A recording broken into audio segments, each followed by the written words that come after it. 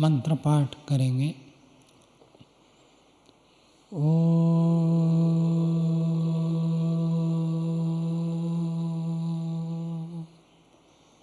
सहना भवतु सहनौ भुनक्तु सह वीर्यं करवावहै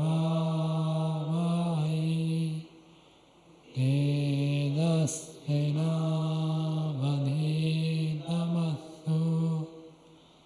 मा विद्विषावहै।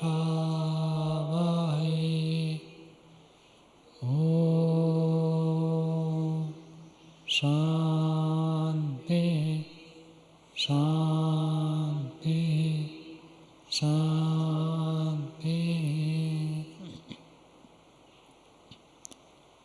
सांख्य दर्शन की 66वीं कक्षा है। सांख्य दर्शन में चतुर्थ अध्याय कल प्रारंभ हुआ था। 4 सूत्र हमने पढ़ लिया था, आज 5वें सूत्र से पढ़ेंगे। ब्रह्ममुनि भाष्य में पृष्ठ संख्या 88 देखिए। विवेकतः विषयाणां त्यागः कर्तव्य इति दृष्टान्तेन आह।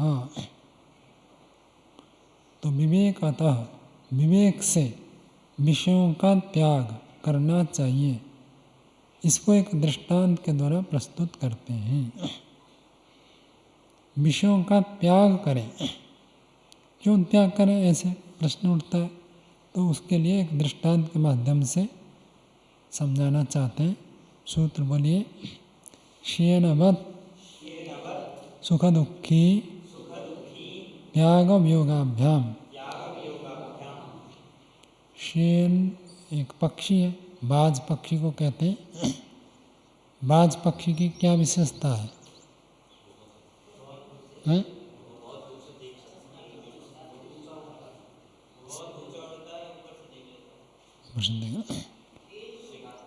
हाँ, क्या सीमा श्यान पक्षी की ये झपट कर पकड़ता है, ये उसकी विशेषता। इसलिए मीमांसा में बताया कि याग होता है, उसका नाम श्येन है। उसका जो यज्ञ कुंड है ना, श्येन पक्षी के आकार में बनाया जाता है। चित्र में तो आप लोगों ने देखा होगा, जैसे श्येन पक्षी झपटता है, ऐसे यहाँ याग के माध्यम से शत्रु का विनाश होता है। तो श्येन, यहाँ तो उस प्रसंग को नहीं करें, श्येन पक्षी का मांसाहारी पक्षी है। और श्येनवत्, जैसे श्येन पक्षी सुख दुःखी, सुखी और दुखी होता है, कैसे? त्याग और वियोगाभ्याम। तो पहले को पहला लगता है, दूसरे को दूसरा। सुखी होता है कब? त्याग कर दें तो। और दुखी कब होता है? वियोग होने से दुखी होता है। ये सामान्य बात है। स्वयं छोड़ दें तो व्यक्ति को सुख होता है, और ज़बरदस्ती कोई छीन कर ले जाए, वियोग हो जाए तो दुख होता है। जब स्वयं छोड़ देगा तो कोई दुख नहीं होगा। त्याग करने से सुख होता है। और जो स्वयं त्याग नहीं करता है, जबरदस्ती वियोग होता है। कब वियोग होता है? रणजीत जी, जो त्याग कर देता है तो दे दिया, छोड़ दिया, दे दिया, जो भी कुछ किया। और जब त्याग नहीं करते, जबरदस्ती वियोग हो जाता है। कब कब वियोग होता है? पता नहीं है? मृत्यु के समय तो सब छोड़ना ही पड़ता है। तो जो मृत्यु से पहले छोड़ देता है, सन्यासी हो जाता है, तो उसको दुख नहीं होगा। और जो सन्यासी नहीं होता है, ज़बरदस्त उसको सन्यासी बनाएंगे, भाई छोड़ो आप सब, छोड़ेगा तो फिर दुखी होगा। छोड़ देने से सुख होता है, और छूट जाने से दुख होता है।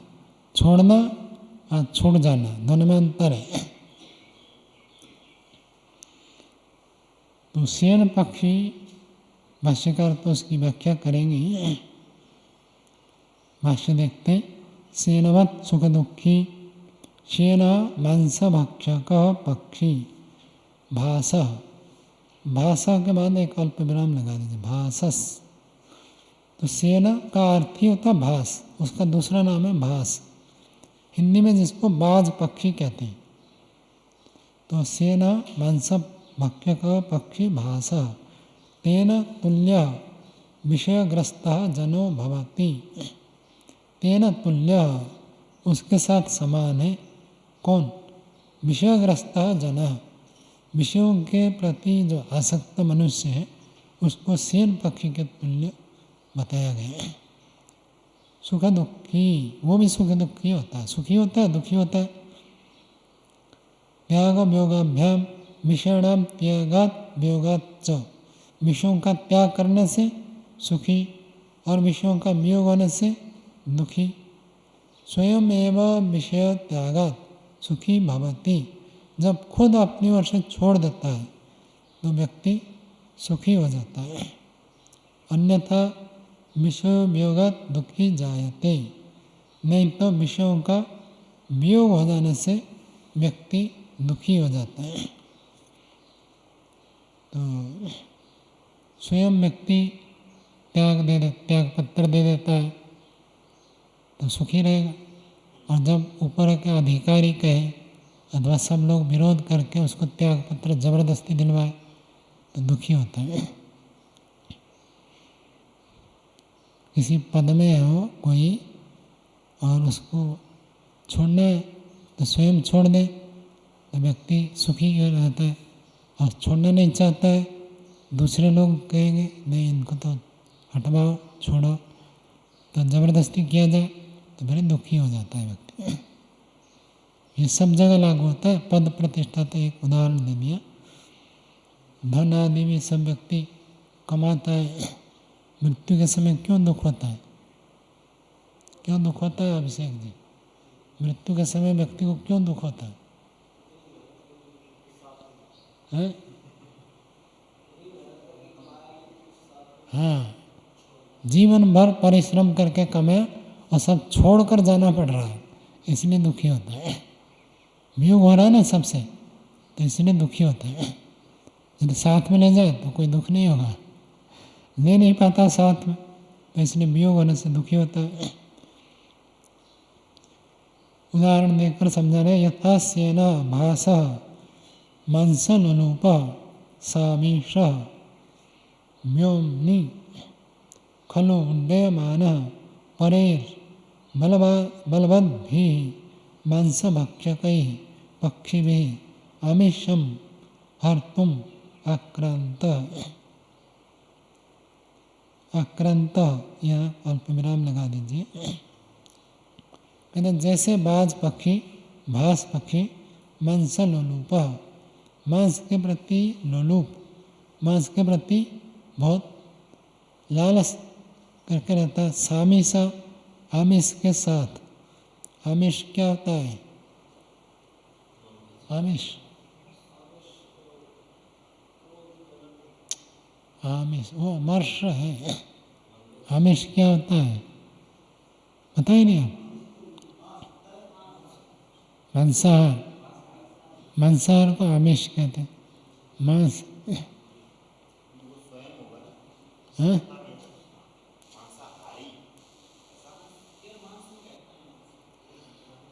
मांस आहार कह रहा हूँ, आहार ही नहीं कह रहा हूँ। जितने भी मांस भोजन है, मतलब मांस का होगा तो केवल मांस आएगा ना, मछली अंडे छूट जाए, तो इसलिए मैं सबको लपेटने के लिए कहता हूँ मांसाहार। अंडा, अंडे को लोग नहीं मानते तो सबको मिलाकर ऐसे कह देते। क्यों क्यों नहीं आप बताओ? वहाँ भी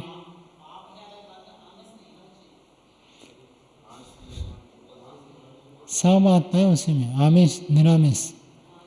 निरामिष कर दे, निरामिष का विपरीत है सामिष। कौन सा? नहीं प्रथमांत है।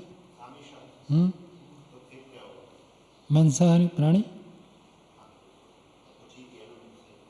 सामिष आमिष के साथ, व्योमनी खलु उड्डयमान।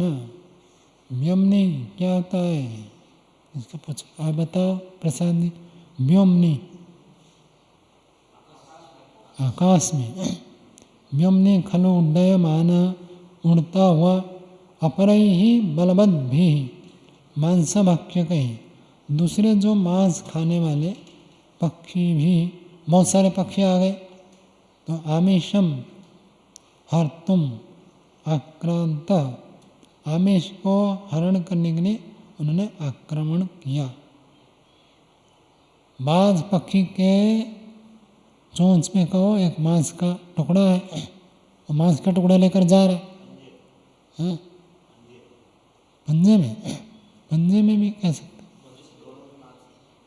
तो मांस के टुकड़े को लेकर वो जा रहा है, तो लेकर जा रहा है, तो दूसरे पक्षियों ने देखा कि भाई इसके पास मांस का टुकड़ा है, तो मांस को छीनने के लिए उन सब ने इनके ऊपर चढ़ाव की, दौड़कर आए मारने के लिए। तत् मांस शकल त्यागेन सुखी भवति। मांस शकल, शकल क्या होता है चंद्रदेव जी? शकल, ताल में शकार है, क्या होता है प्रसाद जी? फेस है, क्या होता है राजेश जी? तो दंत सकार होता है, सकल, दंत सकार का मतलब सकल जगत करता, तो दंत सकार होता है। क्या वैष्णव जी? शकल का अर्थ टुकड़ा है, हाँ ठीक है। देखो शकल का अर्थ होता है टुकड़ा, ताल में शकार करेंगे तो उसका अर्थ होता है टुकड़ा, और दंत सकार करेंगे संपूर्ण। महर्षि ने लिखा है शकलम सकलम इति महाभूत, दंत सकल का करेंगे तो पूरा, और ताले में सकार करेंगे तो टुकड़ा, तो स को श बोल देंगे, श को स बोल देंगे, तो उल्टा अर्थ हो जाएगा, ऐसे न हो भाई। महाभाष्य में भी तो आया था अभी, महाभाष्य में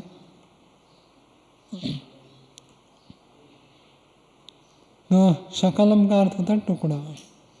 शकल त्याग है ना, मांस के टुकड़े को त्याग करने से सुखी भवति, सुखी हो जाता है, अल्प विराम। नो चेत बलात् व्युज्यमान दुखी जायते, और यदि नहीं छोड़े, मांस के टुकड़े को ना छोड़े, तो व्युज्यमान, वियोग होता हुआ, दुखी जायते, दुखी हो जाता है। अन्य ही आहन्यते, मांस का टुकड़ा तो जाएगा ही जाएगा, साथ में आक्रमण करेंगे, पूरा क्या लहूलुहान कर देंगे, अन्य प्राणी ऐसा मारेंगे ना। तो कभी कभी ऐसा होता है, कोई डाकू दस्यु आ जाते हैं, कहते जितने भी पैसा हो सारा दे दो। लोभी व्यक्ति होता है तो क्या करता है, पैसा नहीं दूंगा, फिर मारते हैं, पीटते हैं, हाथ पैर तोड़ते हैं, फिर पैसा ले जाते हैं। पैसा भी गया और हाथ पैर भी तोड़वाया। कौन सा बुद्धिमत्ता है? आप बताओ किसमें बुद्धिमत्ता है? वो आकर मांग रहा है, नहीं दोगे तो मारपीट भी करेंगे, हाथ पैर तोड़ेंगे, लहूलुहान कर देंगे, और दे दोगे तो कम से कम आपको पिटाई तो नहीं करेंगे। तो दोनों, इन दो ही है, तीसरा ऑप्शन नहीं है। आप बुद्धिमत्ता को उधर लगाओगे, मैं कि ऐसे कुछ बुद्धिमत्ता करूं कि पैसा बच जाए, तीसरा कोई मार्ग नहीं है। इन दोनों में से कौन सा करना है?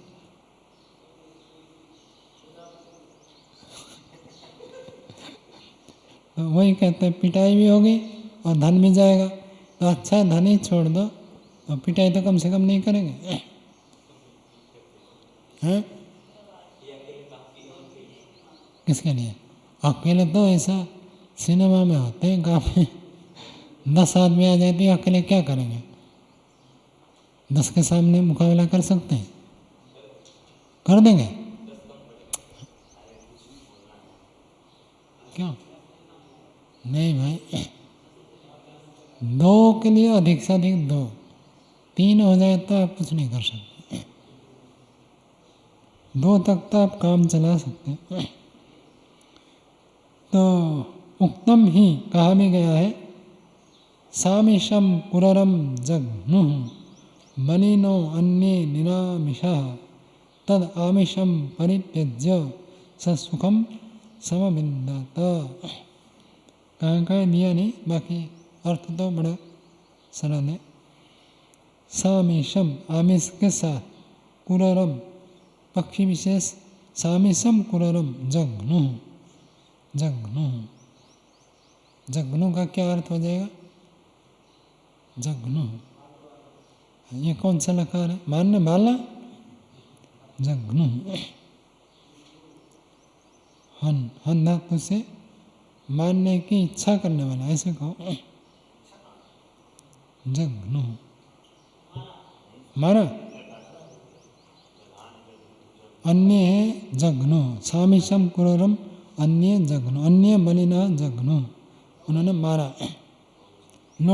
लिट लकार प्रथम पुरुष बहुवचन। और बलिना अन्य निरामिषा, अन्य जो पक्षी है निरामिष, जिनके पास मांस नहीं था, वो खाली थे, और एक के पास मांस था, तो उसको उन्होंने मारा।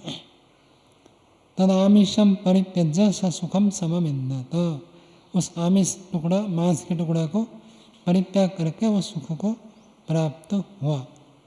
अविन्दत, अविन्दत प्राप्त हुआ।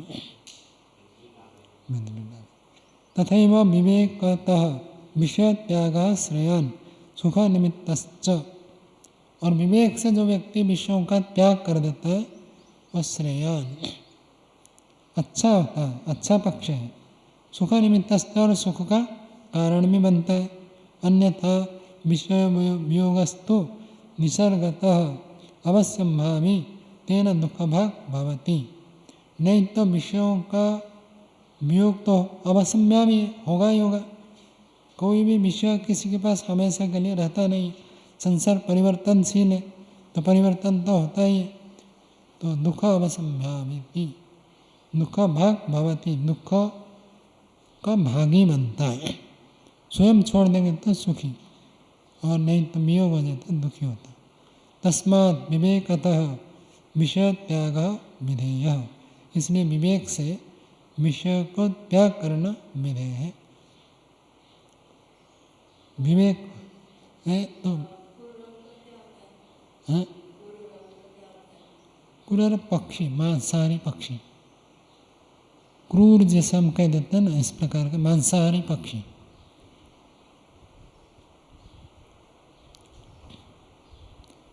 आगे देखिए, हेयस्य त्यागे ही सुखम विवेकिनः भवति इत्यपि दृष्टान्तेन उच्यते। हेय का त्याग करने में विवेकी व्यक्ति का सुख होता है, अर्थात विवेकी व्यक्ति को सुख प्राप्त होता है। इत्यपि दृष्टान्तेन उच्यते, ये भी एक दृष्टांत के द्वारा बताते हैं। सूत्र बोलिए, अहिर निर्लोयिनीवत, अहि कहते हैं सांप को, और निर्लोयिनी कहते हैं केंचुली को।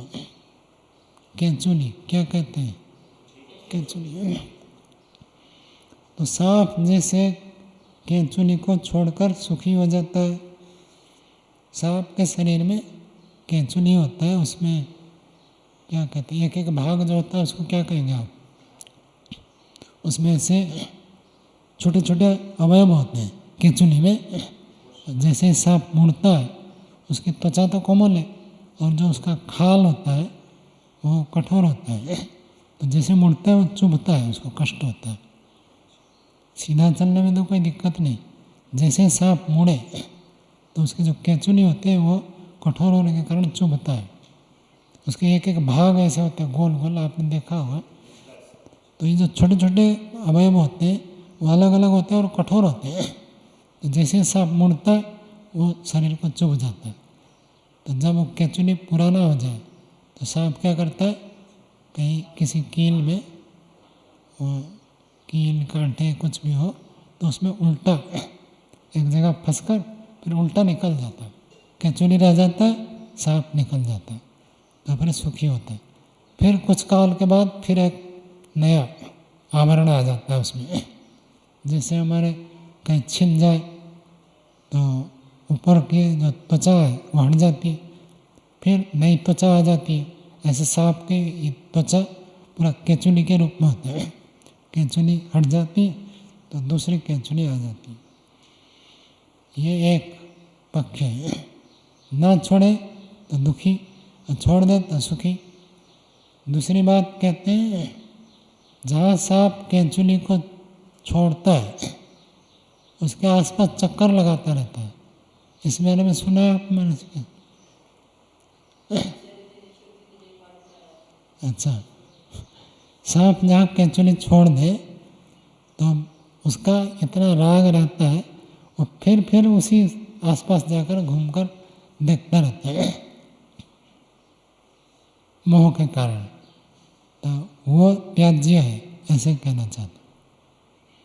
दोनों अर्थ करते हैं। निर्लोयिनी नितराम नयते नियते, जिसमें नितराम निश्चित रूप से चिपक कर रहता है तो वो निर्लोयिनी त्वचा। भाष्य देखिए, अहि निर्लोयिनी वत् यथा सर्पः लोयिनीं जीर्णां त्वचं त्यक्त्वा सुखी भवति। अल्प विराम।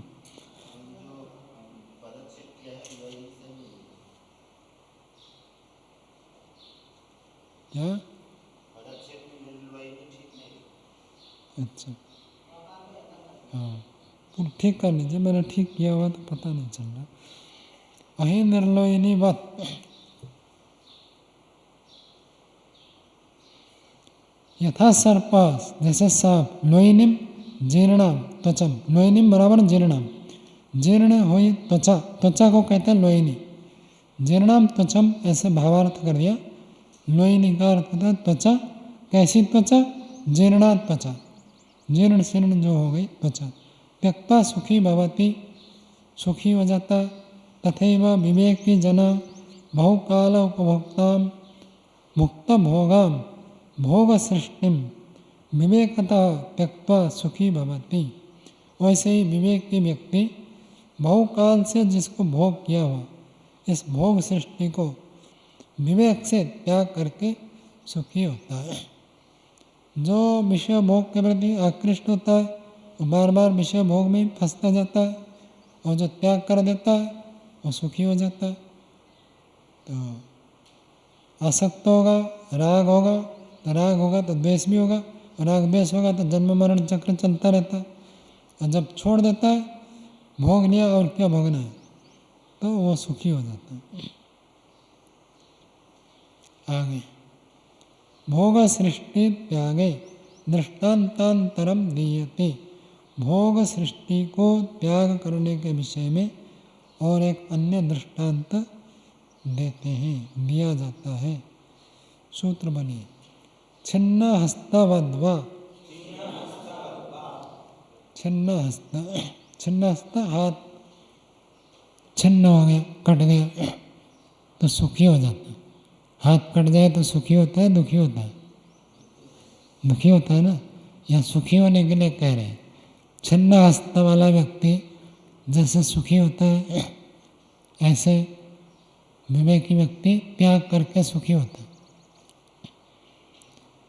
आजकल तो बहुत सारे हॉस्पिटल हो गए, बहुत सारे हो गए पास पास गांव में, नगर में, प्राइवेट हॉस्पिटल, गवर्नमेंट हॉस्पिटल बहुत सारे हो गए।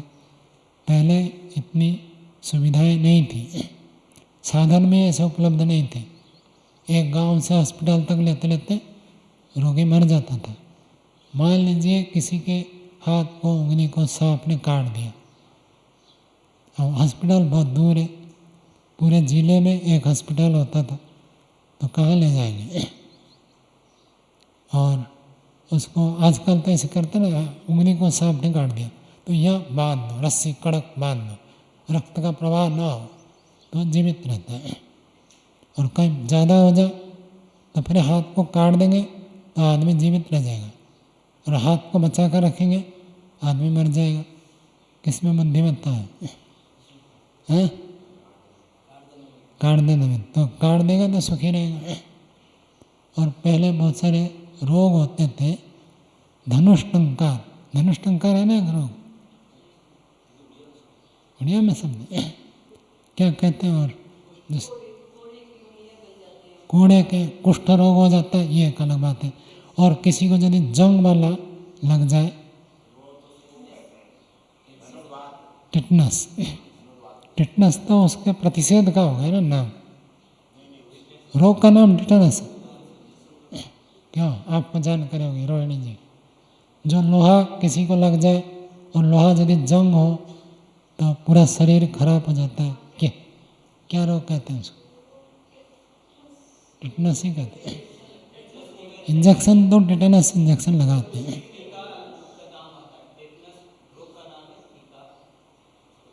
वही है। तो उस रोग में क्या होता है, तो जैसे किसी भाग में हो गया तो वो भाग गल जाता है, और यदि उसको काट देंगे तो शरीर बच जाएगा। और उस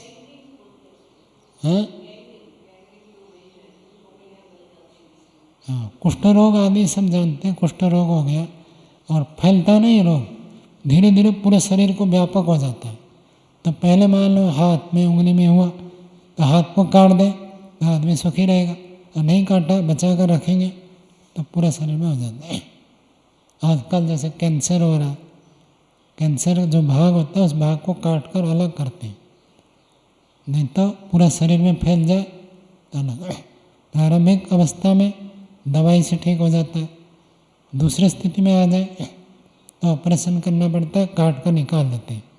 तो जिस भाग में कैंसर हुआ उस भाग को काट कर निकाल देंगे तब तो ठीक है, नहीं तब वो कैंसर पूरा शरीर में फैलेगा और आदमी बहुत कष्टदायी स्थिति को प्राप्त होकर फिर मर जाएगा।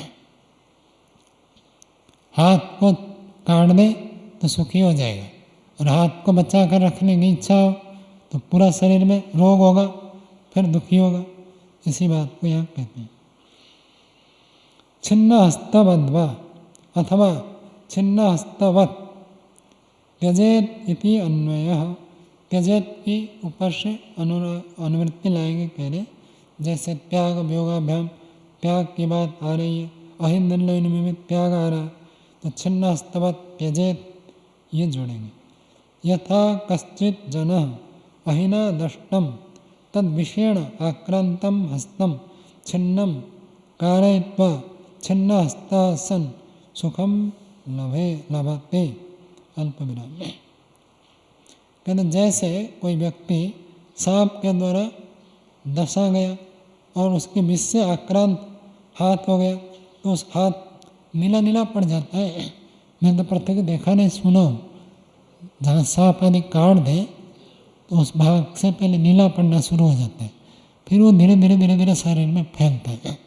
तो जहाँ पर हुआ उसने भाग को काट दिया तो सुखी हो जाएगा। तो हस्तम छिन्नम कारयित्वा छिन्न हस्ता सन सुखम लभते। हाथ छिन्न हस्त हो गया, ऐसे छिन्न हस्त होता हुआ सुखम लभते, सुख को प्राप्त करता है। तद्वत् दृष्टा दोषम विषतुल्याम भोग सृष्टिम त्यक्त्वा सुखी भवति। उसके समान दृष्टा दोष, जिसका दोष देख लिया गया है, सृष्टि की विशेषता बता रहे।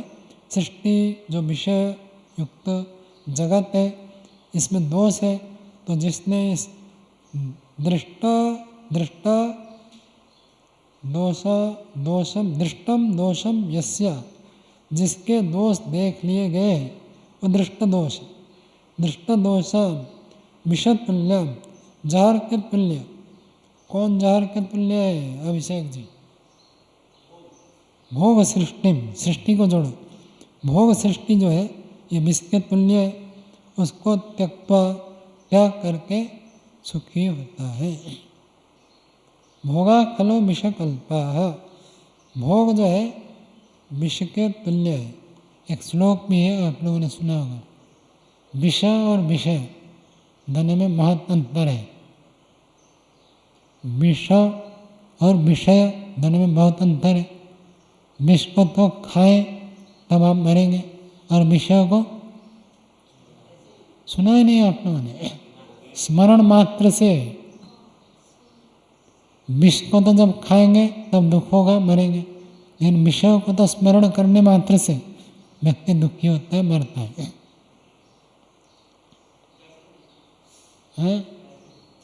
सोचो, आप सोचो कि मैं हवाई जहाज में उड़ूंगा तो अभी दुखी हो जाओगे।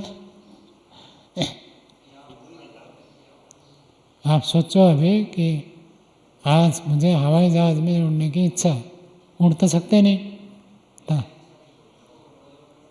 हाँ, जो इच्छा है और थोड़ा आगे बढ़े तो महर्षि व्यास जी कहते हैं, विषयों का यदि भोग लिया तो बिच्छू का डंक है, नहीं, विषयों को यदि भोगने की इच्छा है तो बिच्छू का डंक है, और यदि भोग लिया है तो सांप का डंक है। समझ में आया? सांप और बिच्छू का डंक, विषय भोग बराबर सांप और बिच्छू के डंक के समान। बिच्छू का डंक मत, बिच्छू दस दे तो व्यक्ति मरता नहीं, कम से कम जीवित रहता। तो भोगने की इच्छा है तो कम से कम मरेंगे नहीं, और यदि भोगेंगे तो मरेंगे। मुझे तो ऐसा लगता है कि इन कहानियों को सुनकर कोई गृहस्थ में नहीं जाएगा। तो जिसको बिना जाए समझ में आ जाए वो नहीं जाएगा, और जिसको समझ में नहीं आएगा वो जाएगा। एक ने हाथ डाला, हाथ जल गया। बुद्धिमान कौन है? जो देख कर समझ जाए कि वे हाथ नहीं डालना है। और दूसरा व्यक्ति कहता है इतना थोड़ी ही होता है, इसका हाथ तो जल गया, मेरा नहीं जलेगा, तो हाथ डालेगा तो जलेगा, तो फिर वो फिर उसके बाद कहेगा वास्तव में जल जाता।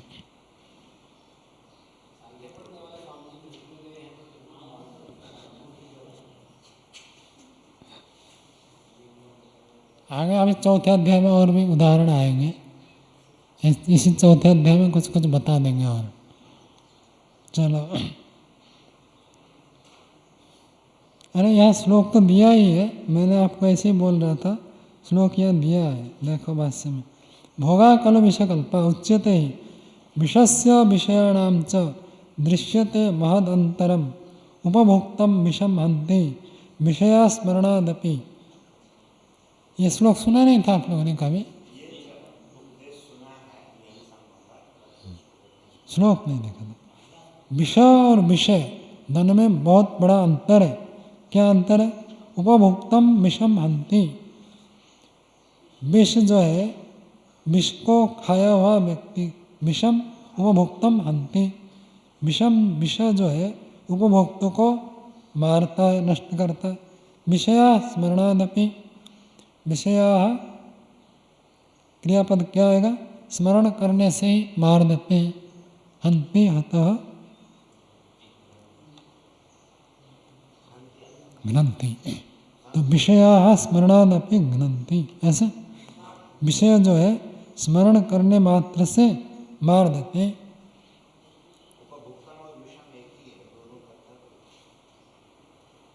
नहीं भाई, हन्ति क्रिया का कर्ता तो बनाना पड़ेगा ना। मैं ऐसे कर रहा हूँ, विषम तो करता, विषम उपभोक्तम मनुष्यम हन्ति। क्यों? जिसने खाया,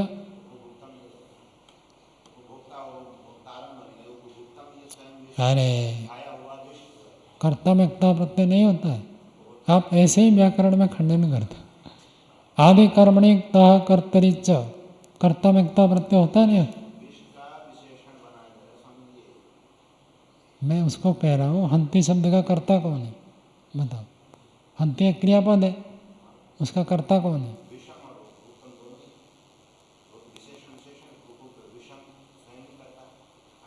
और किसको मारता है? तो जो खाता है उसके लिए कौन सा शब्द है? ऐसा नहीं। इसमें क्या दोष आ रहा है आपको?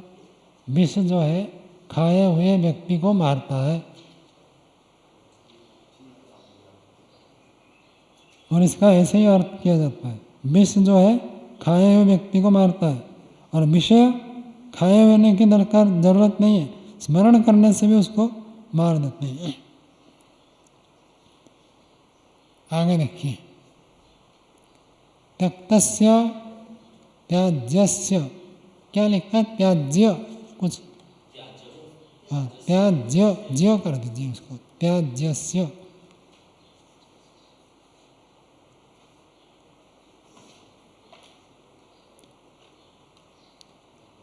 त्यक्तस्य त्याज्यस्य वा अनुचिंतनम अनिष्टकरम इति वर्ण्यते।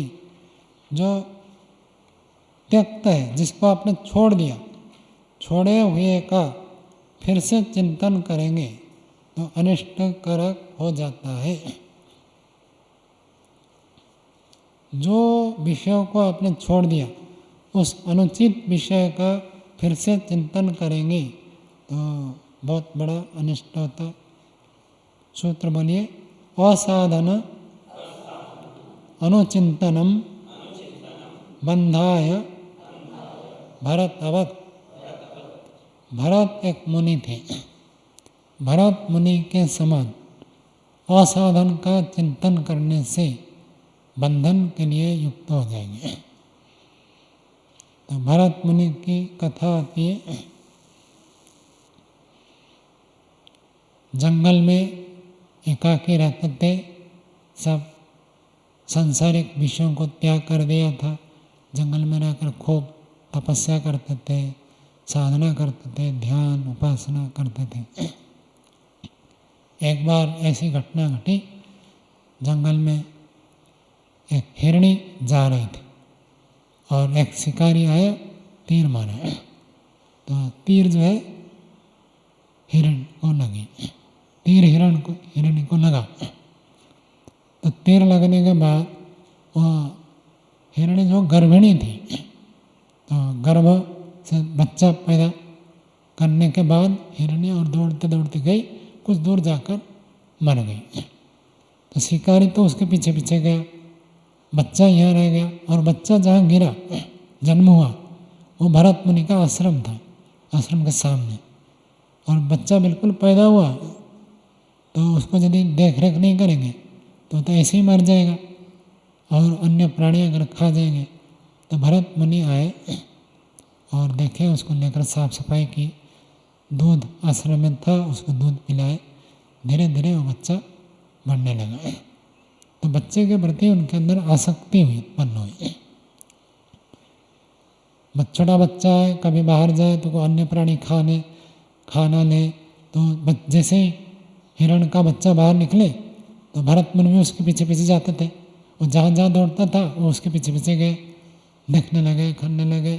तो उनको उसी में इतना हो गया, हर समय उसी का चिंतन मन में लगने लगे, दिन भर उसी के बारे में विचार करते रहे। तो फिर उनका जो ये ध्यान साधना उपासना सब ठप हो गई। फिर वो उस जन्म में जो मुक्ति की ओर जाना था, मुक्ति को प्राप्त नहीं हुए, फिर बंधन को प्राप्त हुए, फिर पुनर्जन्म को प्राप्त हुए।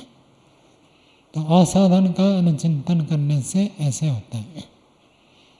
एक बार ऐसे में इसकी व्याख्या कर रहा था, एक ने पूछा क्या हिरण का बच्चा पैदा हुआ तो भरत मुनि को छोड़ देना चाहिए था, बनने दो उसको, ये कौन सी आध्यात्मिकता है? बच्चा पैदा हो गया और माँ मर गई और बच्चे को देखेंगे नहीं तो बच्चा मर जाएगा, क्या उसको ऐसे छोड़ देना आध्यात्मिकता है क्या? तो उसको लाकर थोड़े दिन रख लिए, वहाँ तक ठीक था, उसके बाद उसको जंगल में छोड़ देना चाहिए था। बड़े होने के बाद भी उसके पीछे पीछे लगे रहना वो हानिकारक है।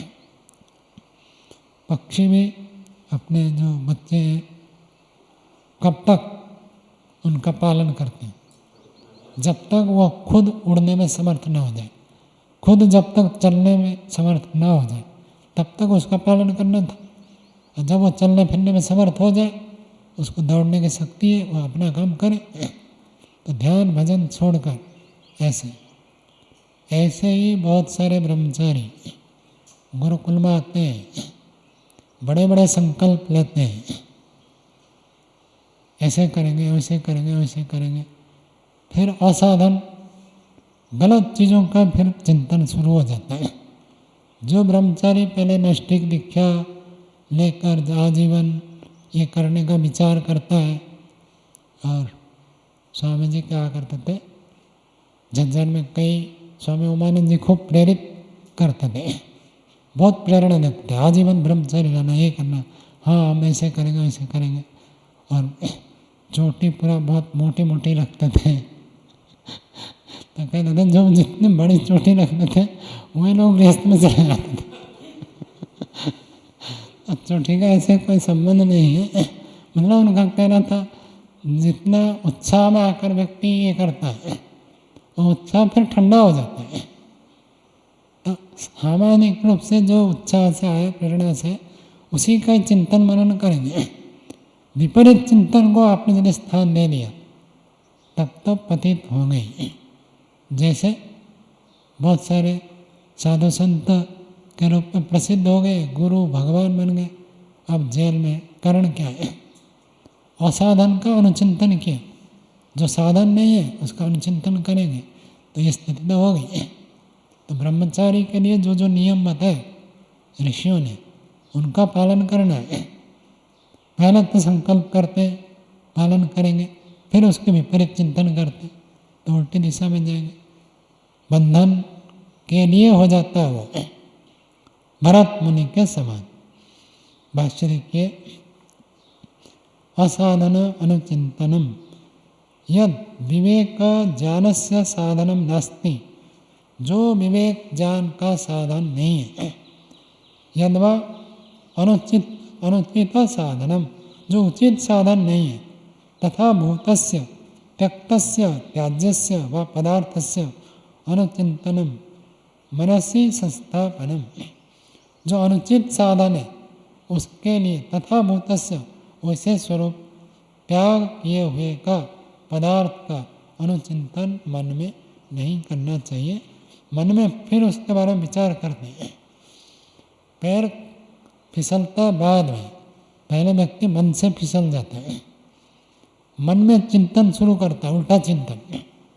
और जैसे जैसे मन में उल्टा चिंतन करता है तो धीरे धीरे वाणी में आता है, फिर व्यवहार में आता है, फिर जीवन उसी दिशा में चला जाता है। तो उसी को कहते हैं मनसी संस्थापन। मन में ही यदि आपने रोक दिया कि नहीं ये चिंतन नहीं करूँगा, ये गलत है, तो आप बच जाएंगे। और मन में यदि चिंतन किया तो संभावना भरत मुनि के समान फिसलने की संभावना बहुत अधिक है।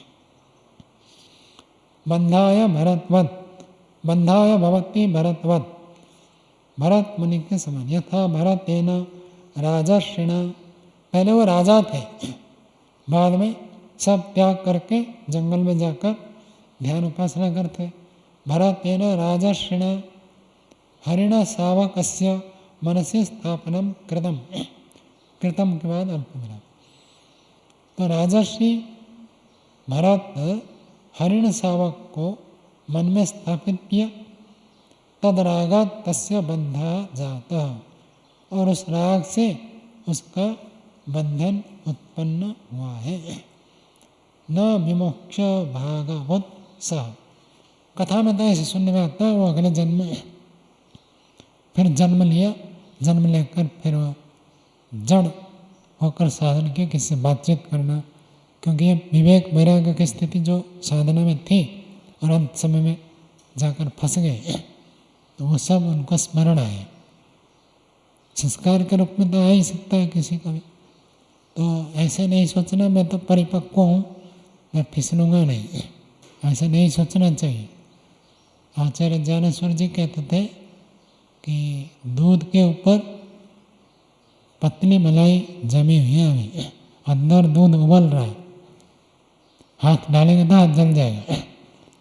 थोड़ा सा आपने शास्त्र पढ़ा, थोड़ा सा योगाभ्यास किया, संध्या उपासना आदि करके, ये नहीं सोचना मैं बड़ा विवेकी हो गया हूँ, बड़ा वैराग्यवान हो गया हूँ, विषय को भोग करें तो कुछ फर्क नहीं पड़ेगा, ऐसे नहीं सोचना। विषय का संग होने से मन से ही चिंतन करेंगे तो बंधन को प्राप्त हो सकते हैं। जो जीवन मुक्त हो गए उनके ऊपर कुछ फर्क नहीं पड़ेगा, वो ऐसे करेंगे भी नहीं, क्योंकि वो जीवन में साधना करते करते वहाँ तक पहुँच चुके हैं।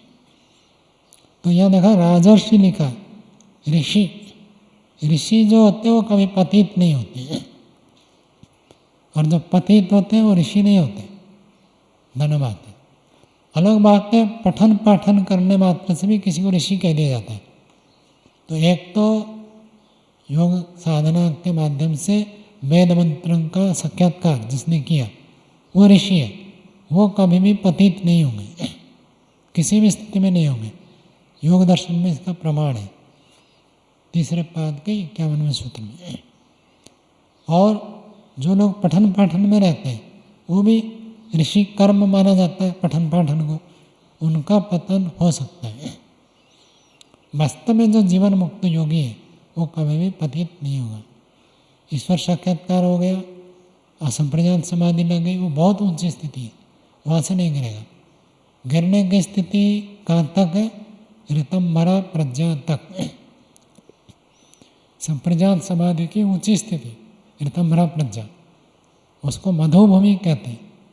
वो व्यक्ति गिर सकता है, उसके बाद आगे बढ़ गया असंप्रज्ञात में तो फिर और नहीं गिरेगा। यहाँ तक सावधानी रखनी है, जब तक ऋतंभरा प्रज्ञा प्राप्त न हो। ऋतंभरा प्रज्ञा प्राप्त होने के बाद भी पतित होने की स्थिति बनी रहती है, बंधन की स्थिति बनी रहती है। तो वहाँ तक हमको सावधानी रखनी चाहिए। समय के अनुसार यही पाठ को विराम देते हैं।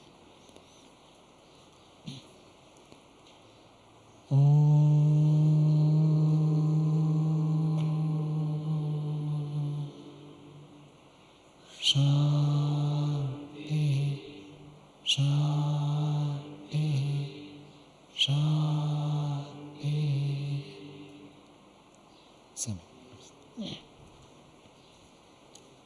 आज के पाठ में देखो क्या नाम चंद्रदेव जी, आप भी देखो, अहिर निर्लय निमित्त। अहि में कौन सी व्यक्ति है? देखो